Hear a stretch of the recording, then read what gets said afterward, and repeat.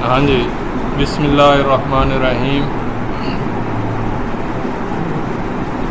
ہمارا آج کا موضوع ہے فقہ الخلافہ۔ خلافت کا معنی، اس کا مفہوم، اس کے اہداف اور اس کا طریقہ کار، یہ فقہ الخلافہ کا موضوع ہے۔ خلافت بادشاہت اور ڈیموکریسی سے ایک مختلف چیز ہے۔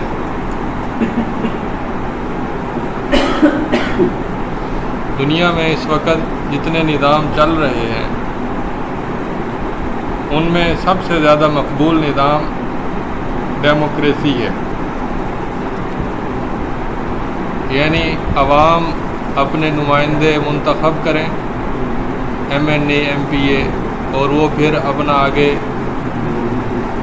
وزیر اعظم منتخب کریں، کابینہ بنائیں، سینٹ ہو، پارلیمنٹ ہو، قانون سازی کریں اور ملک چلائیں۔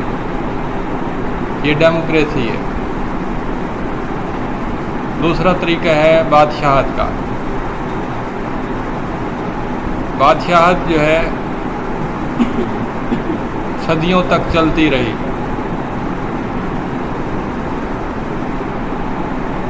دو ہزار سال، اس سے بھی زیادہ عرصہ۔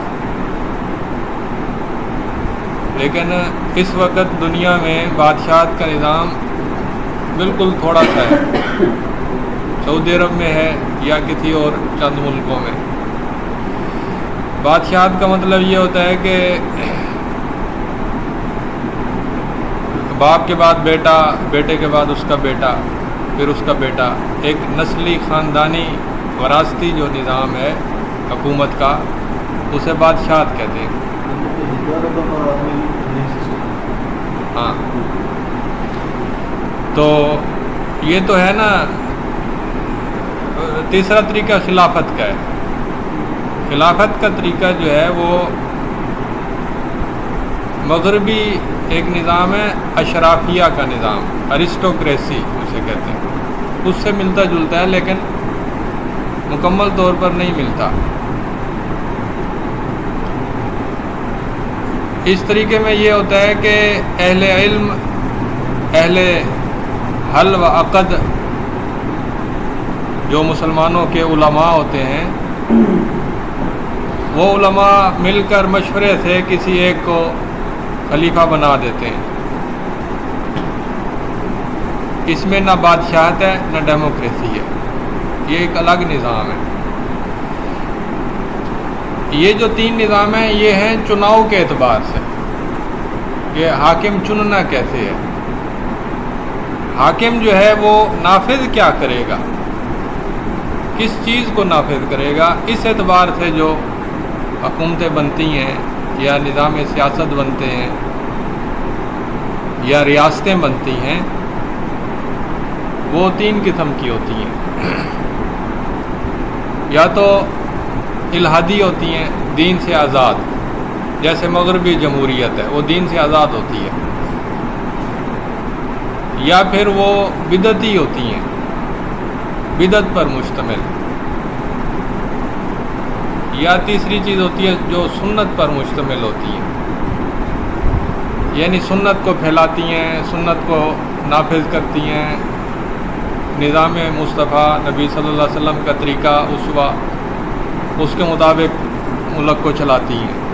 بدعت کا طریقہ یہ ہے کہ وہ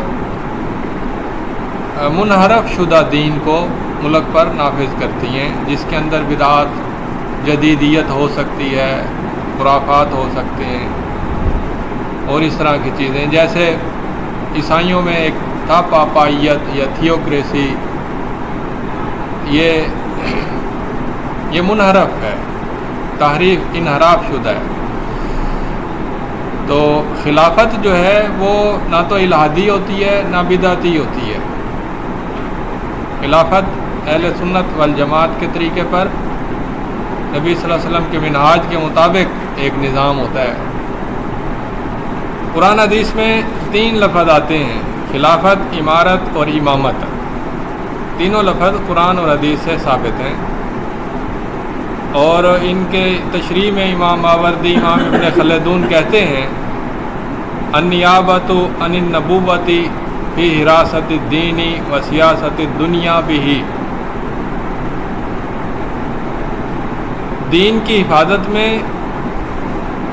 اور دین کے ساتھ دنیا کی سیاست کرنے میں نبی صلی اللہ علیہ وسلم کا نائب بننا یہ خلافت ہے۔ دین کا تحفظ کرنا پہلا مقصد، دین کے مطابق دنیا کو چلانا،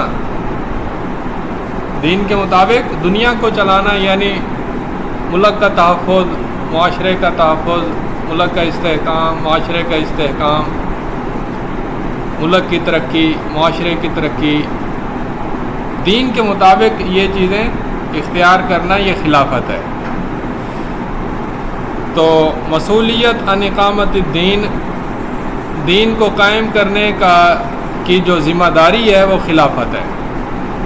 تدبیر مصالح المسلمین، مسلمانوں کی مصلحتوں کو چلانا، ان کی تدبیر کرنا یہ خلافت ہے۔ ولایت عامہ یعنی عام لوگوں پر کسی کو والی بنانا یہ خلافت ہے۔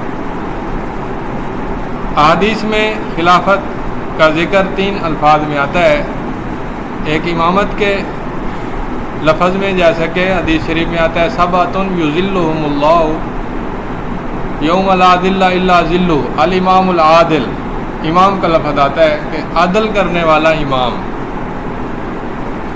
اور ایک حدیث میں آتا ہے کہ الدین النصیحہ، دین خیر خواہی کا نام ہے، اس میں لفظ آتا ہے کہ ولی ائمۃ المسلمین، مسلمانوں کے اماموں کے ساتھ خیر خواہی، وہاں اماموں سے مراد خلیفہ ہے، مسلمانوں کا حکمران ہے۔ خلافت کا لفظ کو حدیث شریف میں آتا ہے وَإِنَّهُ لَا نَبِيَّ بَعْدِي وَسَتَكُونُ خُلَفَاءُ فَتَكْثُرُ، میرے بعد کوئی نبی نہیں ہے لیکن خلیفے ہوں گے ڈھیر سارے۔ اور امارت کا لفظ قرآن میں آتا ہے وَأُولِي الْأَمْرِ مِنْكُمْ، اور حدیث میں بھی آتا ہے کہ جو تم پر امیر بنایا جائے تو اس کی سمع طاعت کرو۔ یہ یعنی یہ خلافت کے الفاظ ہیں۔ جو ہمارا نظام ہے ہم اس میں نئے نئے لفظ نہیں ڈھونڈیں گے، جیسے کوئی کہے جی اسلامی جمہوریت، اسلامی جمہوریت ہمارا دینی لفظ نہیں ہے، دینی لفظ یہی ہیں امامت، خلافت، امارت۔ جب ہم نئے اور پرانے لفظ کو جوڑتے ہیں نا تو کچھ نہ کچھ خرابی پیدا ہوتی ہے، خرابی کا امکان ہوتا ہے، ہم کچھ نہ کچھ انحراف کا شکار ہو چکے ہوتے ہیں یا ہونے والے ہوتے ہیں یا ہونے کا امکان ہوتا ہے۔ اس لیے اسلامی جمہوریت یا اسلامی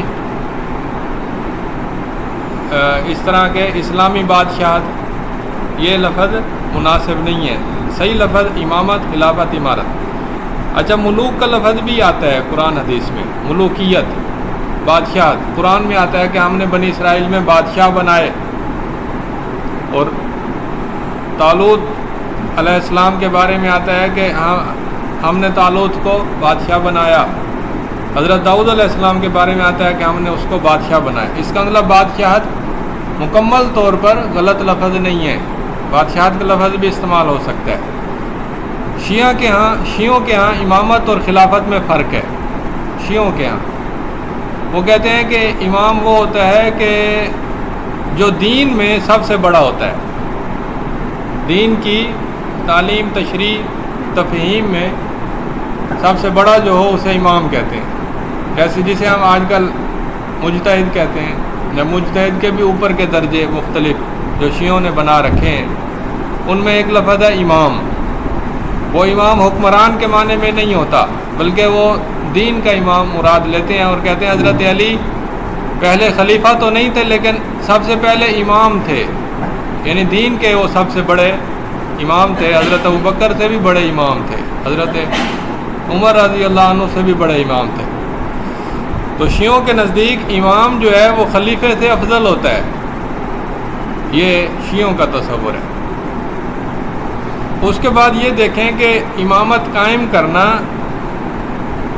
حکمران کو قائم کرنا، خلیفے کو قائم کرنا، یہ مسلمانوں پر فرض ہے.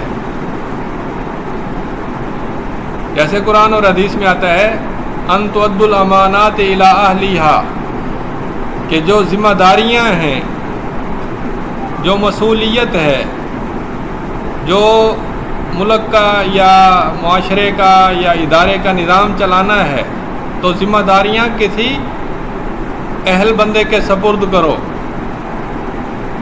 وَأُولِي الْأَمْرِ مِنْكُمْ، اللہ کی اطاعت کرو اور اس کے رسول کی اطاعت کرو، اور جو تمہارا اولی الامر ہو یعنی تمہارے معاملات کی نگہداشت کرنے والا ہو، امیر ہو، اس کی بھی اطاعت کرو.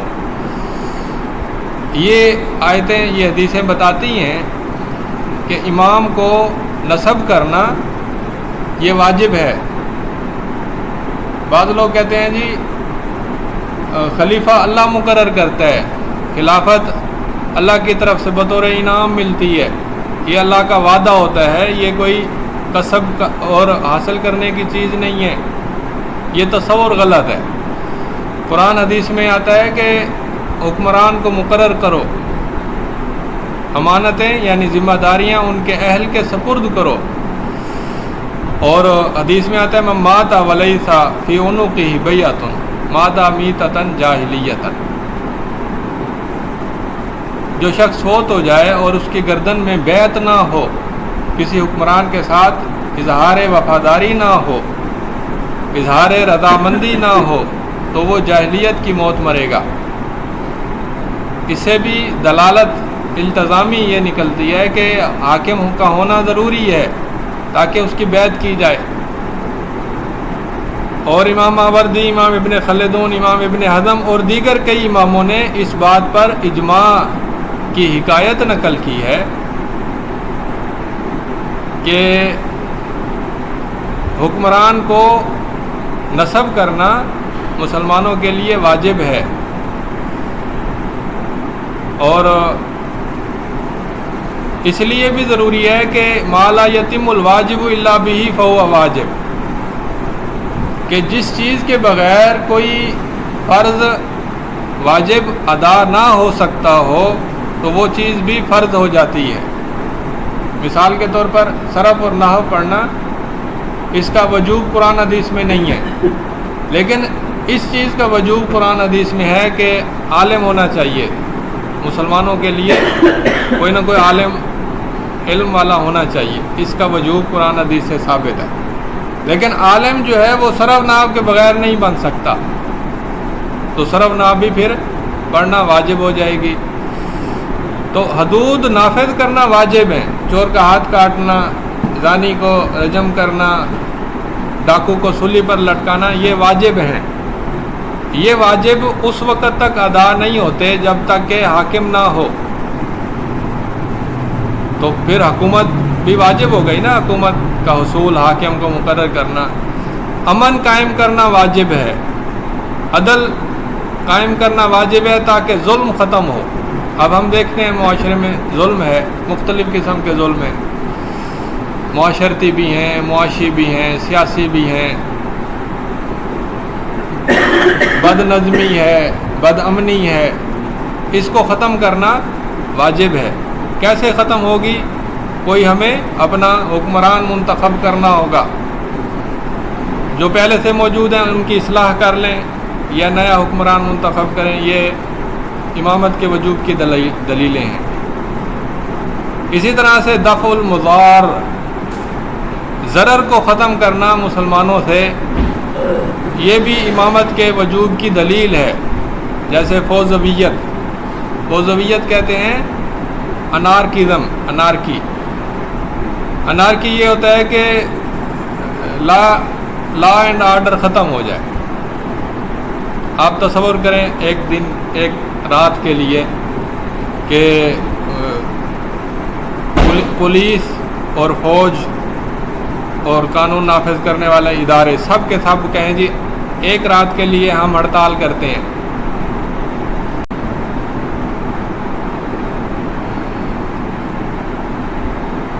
امامت کو قائم کرنے کا طریقہ جو ہے وہ اہل حل و عقد کا ہے. 3 طریقے ہیں. ایک طریقہ ہے عوام منتخب کرے، دوسرا طریقہ یہ ہے کہ نامزدگی ہو، کہ جو موجود حاکم ہے وہ کہے میرے بعد فلاں ہوگا، وہ اپنی ذمہ داری کسی کو سونپ کر جائے، یہ استخلاف کا طریقہ ہے، نامزدگی کا طریقہ، اسے کہتے ہیں سلیکشن۔ ایک ہوتا ہے الیکشن، ایک ہوتا ہے سلیکشن۔ الیکشن یہ ہے کہ عوام منتخب کرے، یہ تو بالکل ہی غلط نظام ہے، اس کی کوئی دلیل نہیں ملتی۔ عوام بے شک پڑھی لکھی کیوں نہ ہو، پھر بھی اس کی دلیل نہیں ملتی۔ دوسرا طریقہ سلیکشن ہے کہ حاکم اپنے پیچھے دوسرا حاکم مقرر کر کے جائے، یہ جائز ہے، جیسے حضرت ابوبکر رضی اللہ عنہ نے حضرت عمر رضی اللہ عنہ کو مقرر کر کے رخصت ہوئے۔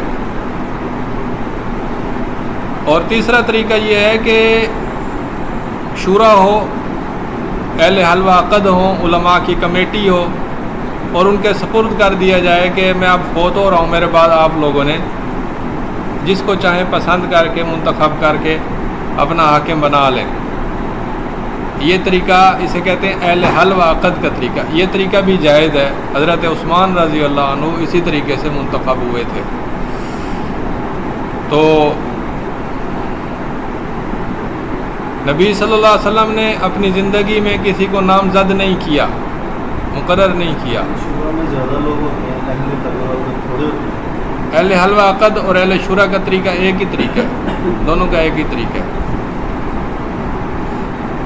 نبی صلی اللہ علیہ وسلم نے جب وفات پائی تو آپ نے کسی کو مقرر نہیں کیا، مقرر کیے بغیر فوت ہو گئے، لیکن آپ کو اعتماد تھا کہ میرے صحابہ بھٹکیں گے نہیں، آپ نے اظہار بھی کیا، فرمایا کہ اللہ بھی انکار کرتا ہے، رسول بھی انکار کرتے ہیں، اور مومنین بھی انکار کریں گے کہ فلاں کے علاوہ کسی اور کو خلیفہ بنایا جائے، یعنی آپ کو اعتماد تھا کہ ٹھیک فیصلہ کریں گے۔ تو نامزدگی کا طریقہ، شورا کا طریقہ، نیابت کا طریقہ، اہل حل و عقد کا طریقہ، یہ سارے طریقے درست ہیں۔ عوام کا طریقہ کہ عوام منتخب کرے، یہ درست نہیں ہے۔ اگر کوئی کہے کہ جی عوام کا طریقہ غلط ہے، اس کی دلیل دو، کیونکہ اصل تو اباحت ہوتی ہے، تو چونکہ منع نہیں ہے لہذا اجازت ہے، تو ہم اس کے جواب میں یہ کہیں گے کہ عوام کے طریقے میں دھمکی چلتی ہے، دھونس چلتی ہے، لالچ چلتی ہے، اور جوڑ توڑ ہوتی ہے، دباؤ ہوتا ہے، سبز باغ دکھائے جاتے ہیں، عوام خواہشات کے پیروکار ہوتے ہیں، وہ جلدی بھٹک جاتے ہیں، اس لیے یہ طریقہ ٹھیک نہیں ہے۔ اگر کوئی کہے جی عوام پڑھی لکھی ہو تو پھر کیا حرج ہے، تو ایسی ابھی کوئی مثال نہیں ملتی کہ جہاں پر پڑھے لکھے بھی ہوں اور صاحب اخلاق بھی ہوں اور پھر ایمانداری سے فیصلہ کریں، ابھی تک اس کی کوئی مثال نہیں ملتی۔ آگے ہے شروط امامت۔ امامت کی شرطیں کیا ہیں؟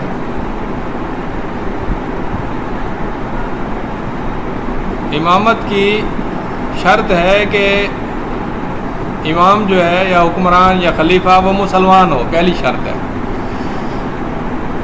دوسری شرط یہ ہے کہ وہ تکلیف مکلف ہو، تکلیف عربی کا لفظ ہے، مکلف ہو یعنی عاقل ہو، بالغ ہو، سمجھدار ہو۔ تیسرا یہ ہے کہ حریت ہو، آزاد ہو، غلام نہ ہو۔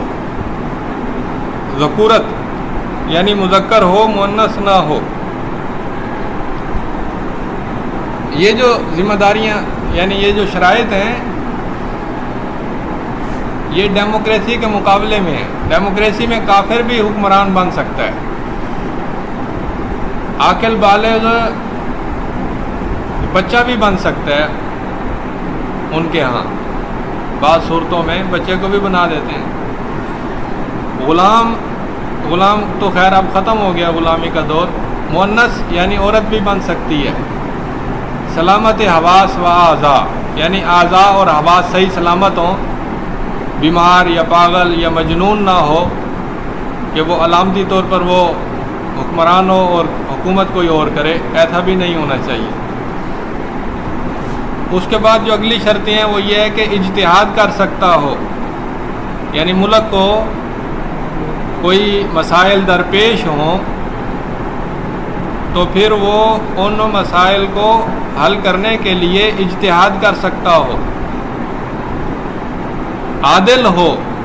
عادل کا مطلب یہ ہے کہ گناہ کبیرہ کا مرتکب بھی نہ ہو اور صغیرہ پر اصرار بھی نہ کرتا ہو، یہ ہے عادل کا معنی۔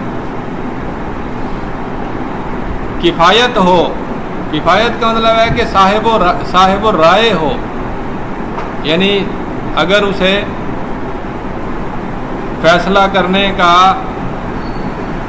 اختیار اور ذمہ داری سونپی جائے تو وہ اپنی رائے دے سکے، بہترین فیصلہ کر سکے، کیونکہ حاکم کا کام یہی ہوتا ہے فیصلہ کرنا۔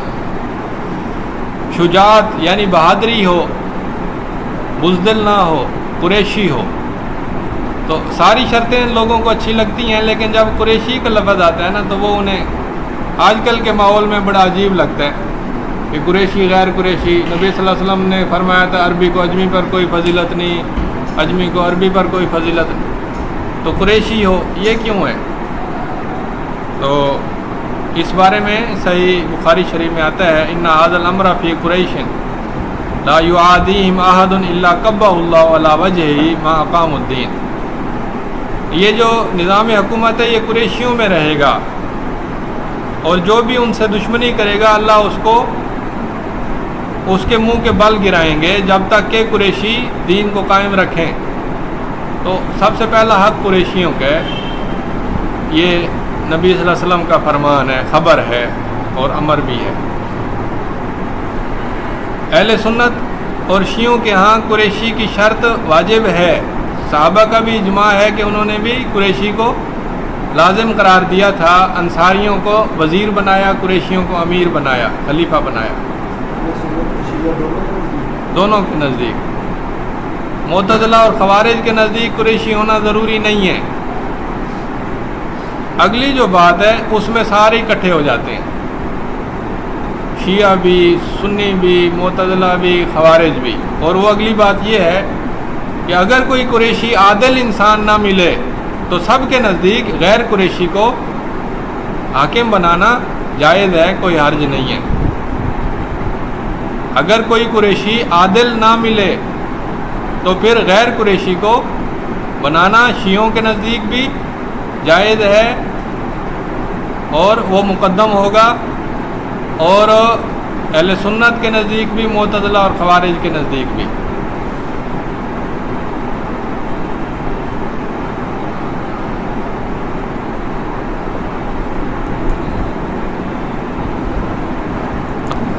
ہاں جی، آگے ہے واجبات و حقوق۔ حاکم کا، مسلمان حاکم کا سب سے بڑا واجب یہ ہے کہ وہ دین کو قائم کرے، یعنی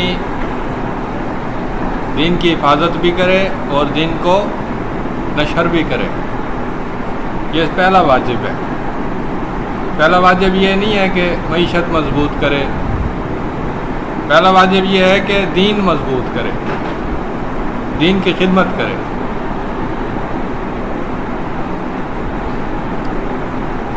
ڈیموکریسی جو موجودہ ہے اس میں سیکولرزم ہوتا ہے۔ سیکولرزم کا مطلب یہ ہے کہ دین کی، سیکولرزم دو ہیں، سافٹ اور ہارڈ۔ سافٹ کا مطلب یہ ہے کہ دین کو اس کے حال پر چھوڑ دو، سارے دینوں کو برابر قرار دے دو، سارے اپنے اپنے طریقے پر چلیں، کسی کو کسی پر کوئی اہمیت نہ دو۔ یہ دعوے کی حد تک ایسے ہی ہوتا ہے کہ سافٹ میں دشمنی نہیں ہوتی لیکن دین بھی نہیں ہوتا۔ ہارڈ میں یہ ہوتا ہے کہ دین کے ساتھ دشمنی ہوتی ہے اور اس کو کچلنا، اسے دبانا، اس کو ختم کرنے کی پوری کوشش کی جاتی ہے۔ یہ دونوں طریقے جو ہیں ہر ڈیموکریسی میں حکمرانوں کے بدلنے کے ساتھ تھوڑے تھوڑے بدلتے رہتے ہیں۔ کوئی حکمران سخت آ جاتا ہے، کوئی نرم آ جاتا ہے، کوئی معتدل آ جاتا ہے، کوئی دین کے بارے میں نرم گوشہ رکھتا ہے، کوئی نہیں رکھتا. لیکن اصل میں جو حکمران ہوتا ہے خلیفہ یا امام عادل یا شرعی امام، اس کا پہلا کام یہ ہے کہ دین کی حفاظت کرے. دوسرا کام یہ ہے کہ سیاست الدنیا بالدین، کہ دنیا کی سیاست دین کے ساتھ کرے. یعنی جتنے دنیا کے شعبے ہوتے ہیں ان سب کو دین کے مطابق چلائے. شعبے کیا ہیں؟ وہ شعبے ہیں مثلاً فوج کا شعبہ ہے، ہسپتالوں صحت کا شعبہ ہے، تعلیم کا شعبہ ہے، ذرائع ابلاغ کا شعبہ ہے، زراعت صنعت کا شعبہ ہے، بے شمار شعبے ہیں، 32 شعبے ہیں. ان سب شعبوں کو دین کے مطابق چلانا یہ واجب ہے. اور اسی طرح جہاد کرنا یہ بھی حکمران کا واجب ہے. حقوق الامام دو ہیں، ایک اطاعت، دوسری نصرت. اطاعت یہ ہے کہ حکمران جو بات کہے اسے مانو، اسمعوا واطیعوا لا طاعۃ فی معصیۃ اللہ. دین کے دائرے میں جو جو چیزیں وہ کہتا جائے وہ مانتے جاؤ. اگر دین کی خلاف ورزی کرے اور تمہیں مجبور کرے کہ دین کے خلاف چلو تو پھر اس کی بات نہ مانو. یہ پہلا حق ہے اطاعت. دوسرا ہے نصرت. نصرت کہتے ہیں کہ امام کے ہاتھوں کو مضبوط کرو، اس کی نصرت کرو، تائید کرو، مدد کرو، وفادار رہو، اس کے ساتھ قدم سے قدم ملا کر چلو. یہ دو کام ہیں. تیسرا ایک کام ہے تقویم، جو یہاں پہ نہیں لکھا. تقویم یہ ہے کہ اگر حکمران کوئی غلط کام کرے تو اس کی اصلاح کرو. آگے ہے تولیت الامام، امام کو کیسے مقرر کیا جائے. اس میں پہلے کچھ طریقے گزرے تھے، یہاں پر پھر اس کا خلاصہ ہے. پہلا طریقہ ہے اختیار الحل والعقد. اہل حل و عقد کا اختیار، یعنی علماء اور رؤساء جو خود صاحب عدل ہوں، صاحب علم ہوں، صاحب رائے ہوں، صاحب حکمت ہوں، وہ خود اپنے اندر سے مل جل کر مشورے کے ساتھ کسی ایک کو حاکم بنا دیں، امام بنا لیں. یہ پہلا طریقہ ہے. اس میں بیعت ہوتی ہے. سب سے پہلے اہل حل و عقد خود بیعت کرتے ہیں، جسے کہتے ہیں بیعت انعقاد. بیعت انعقاد وہ ہے کہ جو اہل شورا پہلے بیعت کرتے ہیں. جیسے ثقیفہ بنی ساعدہ میں اہل حل و عقد نے بیعت کی حضرت ابوبکر رضی اللہ عنہ کی. اس کے بعد بیعت عوام ہوتی ہے، یعنی پھر عام لوگوں کو بعد میں دعوت دی جاتی ہے کہ آپ بھی بیعت کر سکتے ہیں. بیعت کہتے ہیں ہاتھ پر ہاتھ رکھ کر یہ کہنا کہ میں آپ کی خلافت پر، آپ کی امارت پر راضی ہوں، آپ کو حکمران تسلیم کرتا ہوں. یہ بیعت ہے. پرانا طریقہ یہی تھا کہ ہاتھ پر ہاتھ رکھنا، لیکن ہاتھ پر ہاتھ نہ بھی رکھیں اور صرف زبان سے کہہ دیں تو وہ بھی بیعت ہو جاتی ہے. تو جمہور اہل حل و عقد کا ہونا ضروری ہے، جن کی شان و شوکت ہو. 1 2 3 4 عالم مل کر کسی کو حاکم بنا لیں، باقی 90% جو اہل شورا ہوں یا اہل حل و عقد ہوں وہ خلاف ہوں یا انہیں پتہ ہی نہ ہو، تو اس طرح سے حکمران نہیں بنتا. جمہور اہل حل و عقد کا ہونا، ان کا مجتمع ہونا، ان کا فیصلہ کرنا، ان کا مل کر کسی کو منتخب کرنا، یہ ضروری ہے. عوام صاحب اختیار نہیں ہے. یہاں پر نا فرق پڑ جاتا ہے ڈیموکریسی کا اور خلافت کا. ڈیموکریسی میں عوام صاحب اختیار ہیں، اہل حل و عقد کچھ نہیں ہوتا ان کے ہاں، کیونکہ ان کے نزدیک ایک جج ہو، ایک وکیل ہو، ایک ڈاکٹر ہو اور ایک چپڑاسی ہو، سارے برابر ہیں، ان کے ووٹ برابر درجے کے. عوامی جمہوری طریقہ شریعت کے بھی خلاف ہے، عقل کے بھی خلاف ہے اور واقعے کے بھی خلاف ہے. واقعے کا مطلب جو تجربات ہیں حکومت کے، معاشروں. نص کے طریقے میں وہ کہتے ہیں کہ حضرت علی رضی اللہ عنہ وہ نص کے طریقے سے خلیفہ تھے، کہ نبی صلی اللہ علیہ وسلم نے ان کے بارے میں فرمایا تھا کہ یہ من کنت مولا فعلی مولا ہو، تو وہ انہیں مقرر کر کے گئے تھے، یہ وہ ان کے نزدیک ہے۔ دوسرا طریقہ ان کے نزدیک دعوت کا طریقہ ہے، یعنی لوگوں کو قائل کیا جائے کہ فلاں شخص کو امیر بناؤ، امام بناؤ، یہ ان کے نزدیک۔ اور تیسرا طریقہ خروج کا طریقہ ہے کہ خروج کرو حکمران کے خلاف اور اپنا پسند کا حاکم مقرر کرو۔ دعوت کا طریقہ یعنی لوگوں کو قائل کرنا کہ فلاں بندے کو حکمران بناؤ۔ تو یہ تین لفظ ہیں ان کی طرف سے، وگرنہ ان کی جو حقیقت ہے وہ یعنی استخلاف میں ملتی ہے۔ دعوت اچھے طریقے سے ہو تو اگر اچھے حکمران کے لیے ہو تو اس میں بھی کوئی حرج نہیں ہے، اور خروج جو ہے اگر وہ آداب اور شرائط کے ساتھ ہو تو اس میں بھی کوئی حرج نہیں ہے۔ خروج کرنا یعنی اسلحے کے ذریعے سے کسی کو خلیفہ بنانا، خروج کہتے ہیں۔ اس کے بعد ہے عزل اور خروج۔ عزل کہتے ہیں کسی کو معزول کرنا۔ اگر امام متعدد ہوں، یعنی علاقہ بہت بڑا ہو اور اس کے کچھ حصے بنا لیے جائیں اور ان حصوں میں الگ الگ امام بن جائیں، اور خلیفہ کوئی ایک خلیفہ نہ ہو پوری دنیا اسلام کا، بلکہ مختلف خلیفے بن جائیں یا مختلف حکمران بن جائیں، تو کیا یہ جائز ہے یا ناجائز ہے؟ تو قرآن حدیث کی روشنی میں یہ ناجائز ہے، حرام ہے، کیونکہ اللہ نے فرمایا کہ وَاعْتَصِمُوا بِحَبْلِ اللَّهِ جَمِيعًا وَلَا تَفَرَّقُوا۔ بہت سارے حکمرانوں کا وجود شریعت کے اعتبار سے ممنوع ہے، لیکن اگر علاقے دور دور ہوں اور مشکل پیش آئے تو بعض لوگوں نے کہا ہے کہ کوئی حرج نہیں ہے،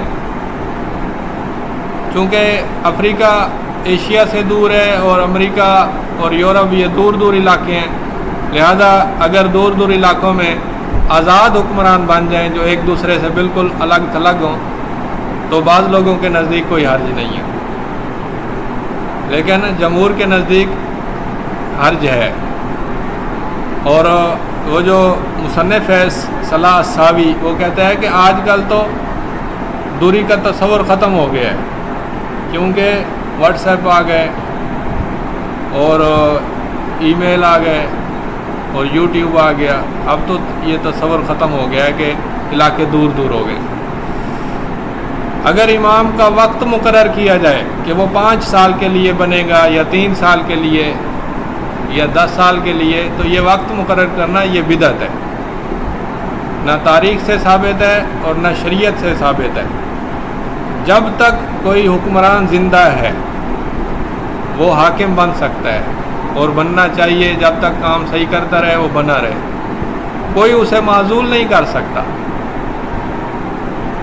شریعت اور تاریخ یہی بتاتی ہے کہ حاکم کو اگر وہ صحیح کام کر رہا ہے تو بلا وجہ اس کا وقت مقرر کرنا کہ ہر 5 سال بعد اسے چینج کرنا، تبدیل کرنا، یہ غلط ہے۔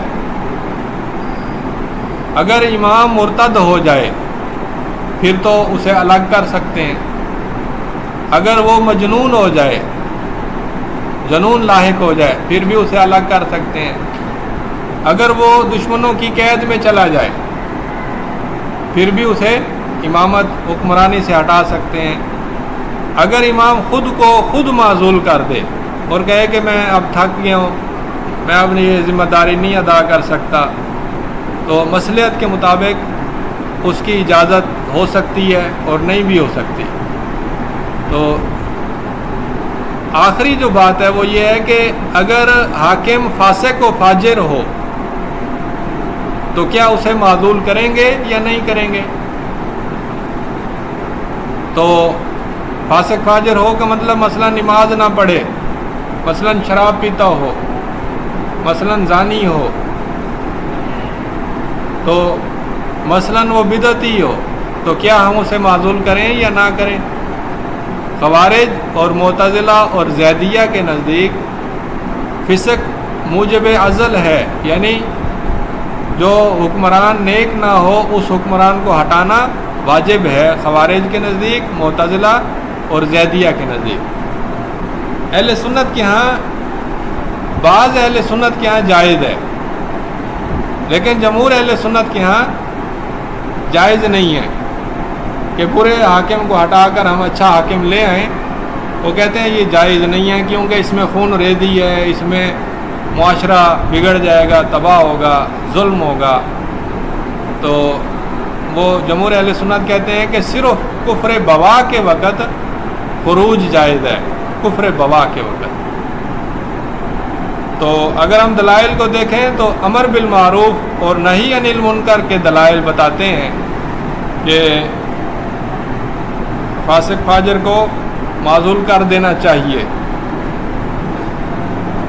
अमर और नही के जो अमूमी दलाइल हैं वो यही बताते हैं कि उसे माज़ूल कर दें, लेकिन जो हदीस के खसूसी दलाइल हैं जिसमें आता है कि कुफ्र बवा के अलावा उसके ख़िलाफ़ तलवार ना उठाई जाए, वो दलाइल बताते हैं कि अगर हाकिम बुरा है, जालिम है, तो उसके ख़िलाफ़ बगावत ना करो जब तक कि कुफ्र बवा ना हो। तो खसूस को उमूम पर तरजीह होती है, लिहाजा खसूस पर अमल करेंगे जमहूर अहले सुन्नत के नज़दीक। इसी तरह बगावत की जो आयतें हदीसें हैं कुफ्र बवा वाली, और उसके बाद है सहाबा का तरीक़ा। सहाबा ने फिसक की बुनियाद पर या कुफ्र बवा ना होने के बावजूद उन्होंने तलवार उठाई थी सहाबा किराम ने, जैसा कि जंग जमल हुई, जंग सिफ़ीन हुई, तो इसमें उन्होंने इस्लाह के नाम पर तलवार उठाई थी। तो लेकिन सहाबा के बाद जो मुहद्दिसीन थे उन्होंने ये नतीजा निकाला कि इसका फ़ायदा नहीं है, इसका नुकसान है, लिहाजा फिसक की बुनियाद पर खरूज नहीं होना चाहिए। तो सलाह सावी ने जो तरजीह दी है वो ये दी है कि मुसल्ला खरूज तो नुकसानदेह है, और हदीस में भी उसकी इजाज़त नहीं है, क्योंकि कुफ्र बवा वाली हदीसें बताती हैं कि जब तक हाकिम काफिर ना हो उस वक़्त तक खरूज नहीं करना चाहिए। लेकिन जो मुसल्ला खरूज के मुतबादिल तरीके हैं वो जायज़ हैं। मसलन अहले हल व क़द खुद हाकिम को माज़ूल कर दें, यानी मजलिस शुरा माज़ूल कर दे, ना कि अवाम। तो ये तरीक़े हैं, मुसल्ला खरूज के अलावा भी तरीक़े, उनसे हाकिम को माज़ूल किया जा सकता है। तो आखिर में है माखज़। माखज़ में हमारे जो सामने किताब थी वो है अल-वजीज़ फ़ी फ़िक़्हिल ख़िलाफ़ा, सलाह अस्सावी की किताब है। ये छोटी सी किताब है, बड़ी अच्छी 80 सफ़े की है, ये इसी मौजू पर है। तो बस इन्हीं बातों पर इक्तिफ़ा करता हूँ।